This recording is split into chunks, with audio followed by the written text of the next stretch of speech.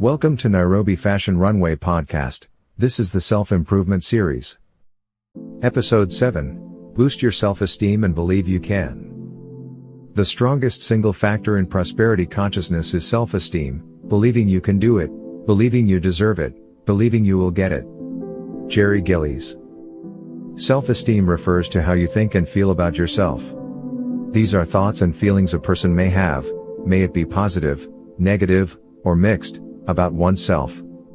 The more positive these thoughts and feelings are, the higher your self-esteem will be, and conversely, the more negative these thoughts and feelings are, the lower your self-esteem will become. Feeling good about yourself is important as it gives you a sense of control over your life. It can also help make a person feel satisfied in a relationship. With a positive self-identity, a person is able to set realistic expectations for oneself and pursue goals. Having a negative self-perception, on the other hand, results in a distorted view of oneself, which leads to further lack of self-confidence, poor performance, and depression. In recent times, low self-esteem has been one of the most popular and frequently invoked psychological explanations for behavioral and social problems. Taking their cue from social commentators and media opinion leaders, people have been willing to accept that a limited sense of self-worth lies behind just about every social and personal ill, from drug abuse and delinquency to poverty and business failures. The result has been a huge market for self-help manuals and educational programs. People who have low self-esteem rely heavily on their day-to-day performances.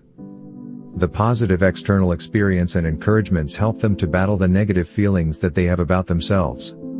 These negative feelings very often trouble people with low self-esteem.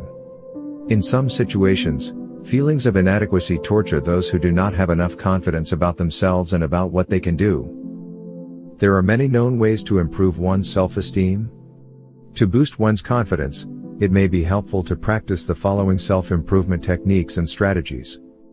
Rebutting the inner critic that keeps on sending self-defeating messages. Practicing the art of self-nurturing. And getting much-needed help and support from people who are close to you. The first and the most important step to increase self-esteem is to tell the inner voice to shut up. The inner voice might speak negatively about you. In such a situation you must praise yourself. Rebutting the inner voice that keeps on criticizing you should be done on a regular basis. However, this step is not enough to develop self-esteem. The second step that one must initiate on the way to healthy self-esteem is to nurture himself. The most important part of this step is to start treating yourself as a person who is worthwhile. Seek out people who make you feel good. Remember that you get to choose your friends, so why not choose people who think you're great? Moreover, both individual and group counseling can help improve self-esteem. Such therapy might include assertiveness training, communication skills, and learning to recognize and understand own emotional responses in relation to others.